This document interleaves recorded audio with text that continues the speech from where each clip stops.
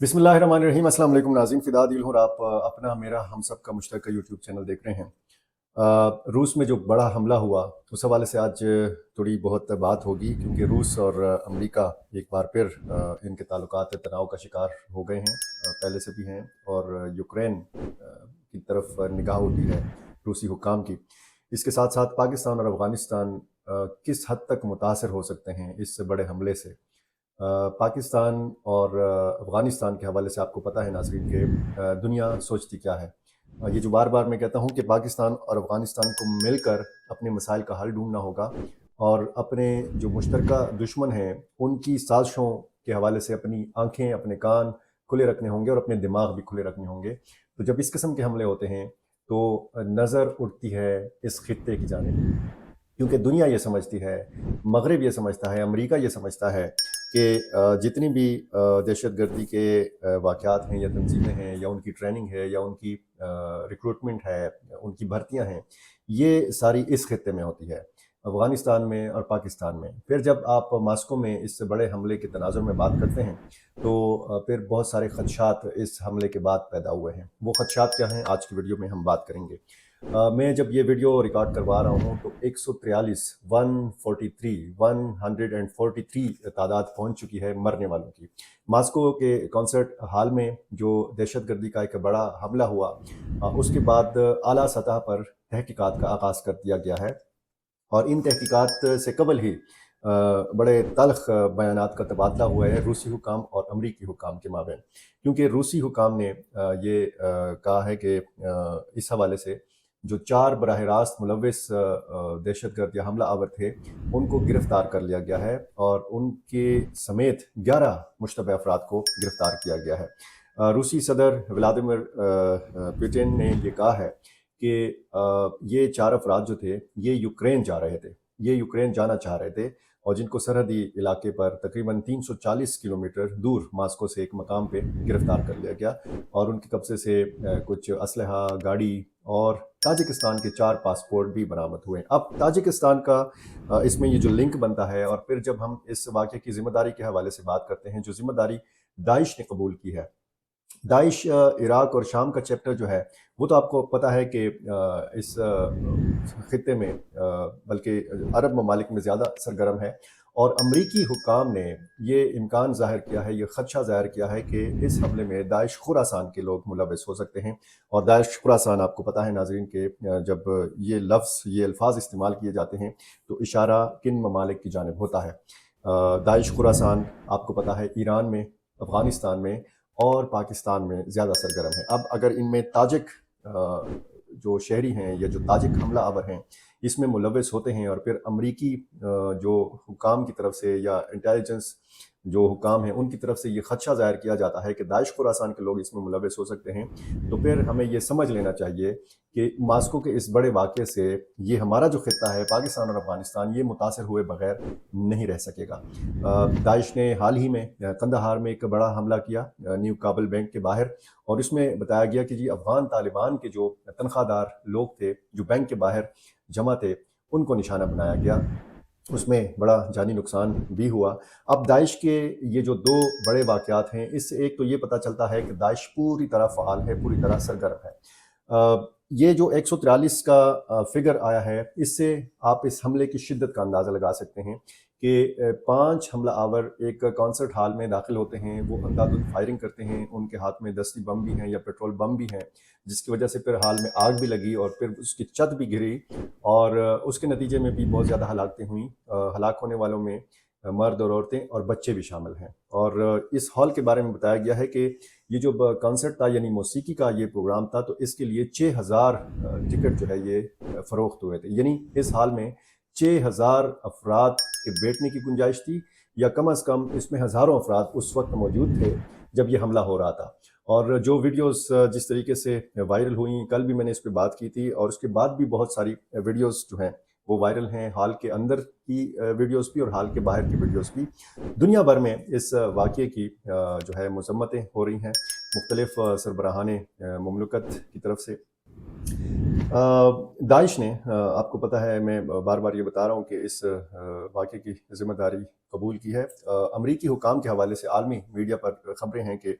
अमरीका के पास इंटेलिजेंस मालूमात हैं जो इस्लामिक स्टेट के ज़िम्मेदारी के दावों की तस्दीक करती हैं और उनके पास इन दावों पर शक करने की कोई वजह नहीं है। यानी अमरीकी जो हुकाम हैं वो भी इस बात पर इत्तेफ़ाक करते हैं कि ये हमला दाइश ने ही किया है। इससे पहले वो जो एक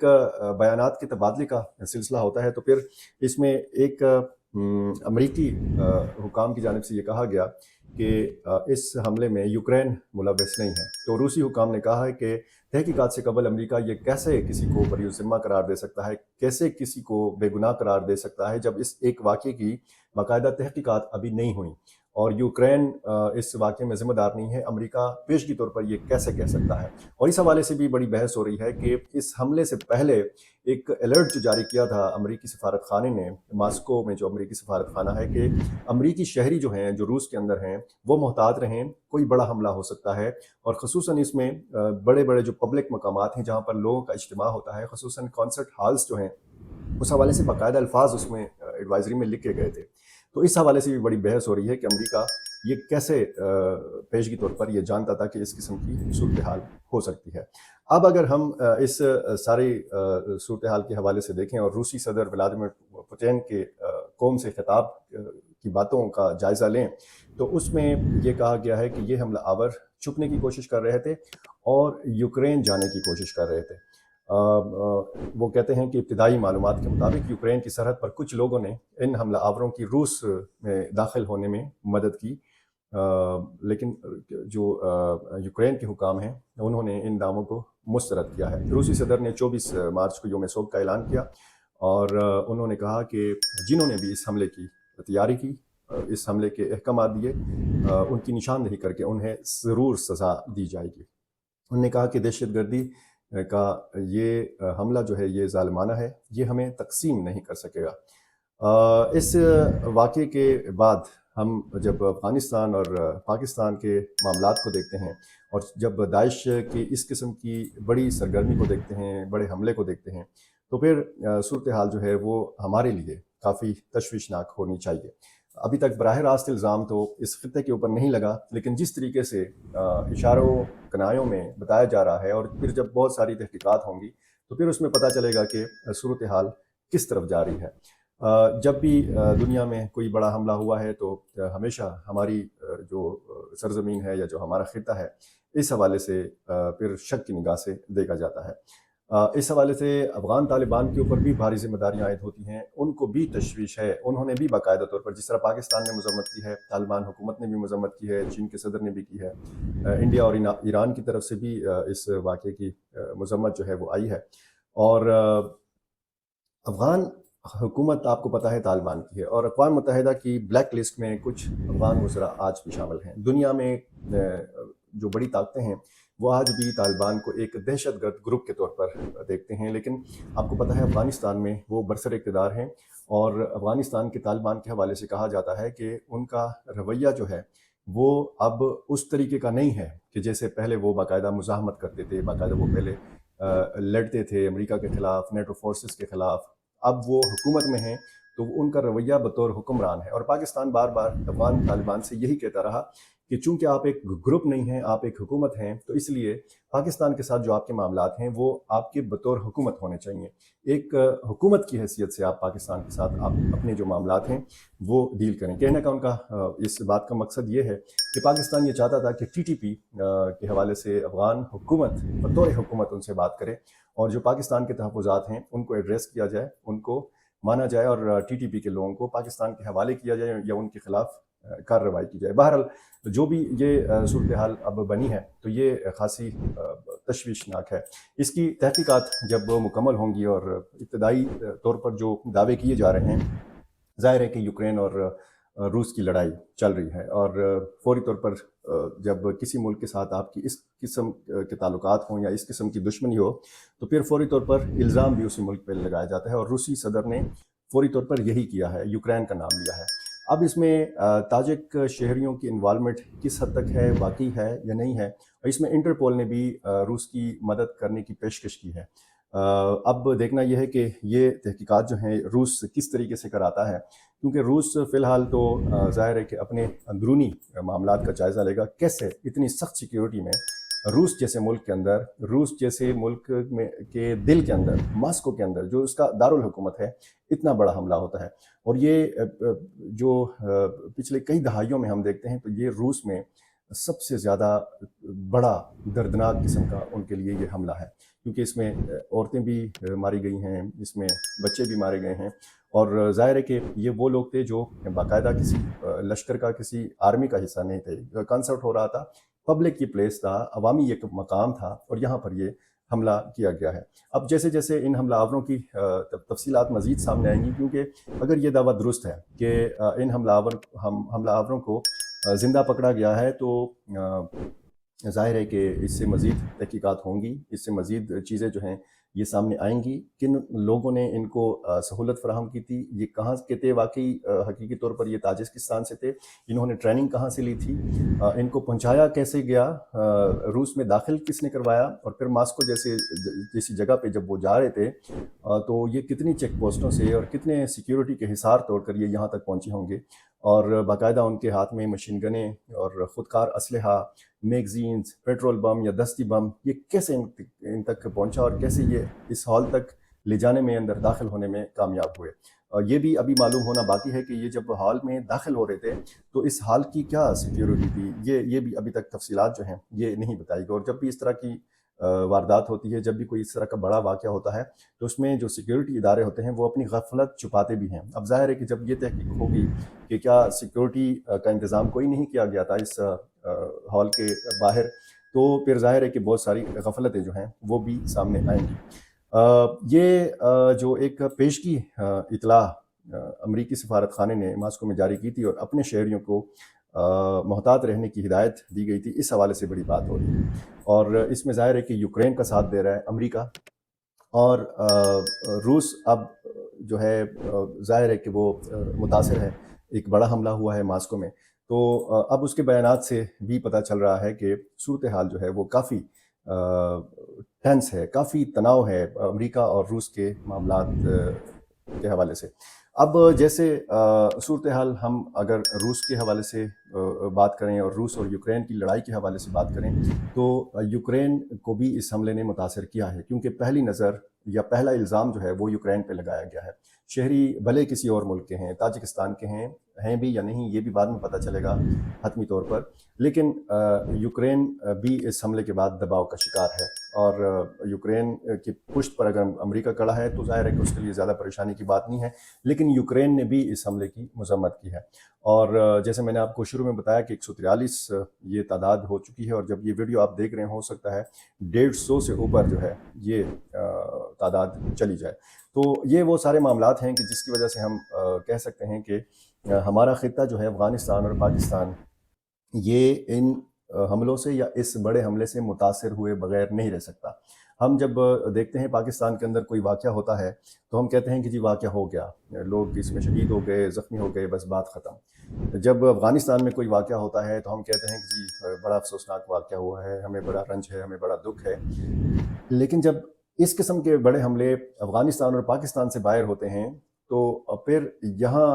تشویش کا جو ایک عنصر ہے وہ اس حوالے سے ہے جو میں نے آپ کو بتایا۔ اب آنے والے دنوں میں یہ پتہ چلے گا کہ یہ تشویش جس کا اظہار میں کر رہا ہوں، بار بار کر رہا ہوں، اس میں کتنا وزن ہے اس تشویش میں۔ ایک اچھی خبر یہ بھی ہے کہ جو پاکستان میں افغانستان کے ناظم الامور ہیں، افغان سفارت خانہ کے سردار احمد شکیب، انہوں نے ملاقات کی آصف علی درانی سے، یہ پاکستان کے خصوصی نمائندہ ہیں برائے افغانستان، اور اس ملاقات کی تفصیل میں پچھلی ویڈیو میں رکھ چکا ہوں۔ انہوں نے بات چیت کے ذریعے مسائل کے حل کی ضرورت پر زور دیا تھا۔ اب سردار احمد شکیب صاحب جو ہیں یہ افغانستان چلے گئے ہیں، یہ یہاں سے پیغام لے کر افغانستان چلے گئے ہیں۔ اس کا مطلب یہ ہے کہ پاکستان اور افغانستان کے بیچ میں بات چیت کا چینل کھلنے والا ہے۔ بات چیت کا چینل تو باقاعدہ کھلا ہے، وہ بند نہیں ہوا، لیکن جو قندھار میں واقعہ ہوا یا جو اس سے پہلے پاکستان نے حملے کیے پکتیکا میں اور خوست میں فضائی کارروائی کی، تو اس کے بعد یہ پہلا باضابطہ رابطہ تھا۔ اب اس کے بعد جب سردار احمد شکیب یہاں سے بات چیت، یہاں سے تفصیلات لے کے افغانستان چلے گئے ہیں، وہاں پہ افغان قیادت کے سامنے وہ ساری تفصیلات رکھیں گے تو پھر پتہ چلے گا کہ صورتحال جو ہے وہ کس جانب جا رہی ہے۔ کیا پاکستان اور افغانستان کے جو رابطے ہیں یہ مزید تیز ہوں گے؟ اور اگر اس قسم کی صورتحال ہوتی ہے، اگر داعش کے حوالے سے معاملات، تو داعش ایک ایسا پوائنٹ ہے کہ جس پر پاکستان اور افغانستان مل بیٹھ کر ایک جگہ پہ بیٹھ سکتے ہیں، ایک جگہ پر بیٹھ کر وہ بات کر سکتے ہیں۔ تو اس حوالے سے میں ایک چیز اور بھی آپ کے گوش گزار کرنا چاہتا ہوں، جو میں نے سوشل میڈیا پر دیکھی ہے۔ امارات اسلامی کے نام سے جو ایک ایکس کے اوپر، ٹویٹر کے اوپر ایک پیج ہے، اس میں لکھا گیا ہے کہ قندھار حملے کے بارے میں نئے انکشافات سامنے آئے ہیں۔ المرصاد کو سیکیورٹی ذرائع سے تازہ معلومات وصول ہوئی ہیں کہ قندھار حملہ مادیاروف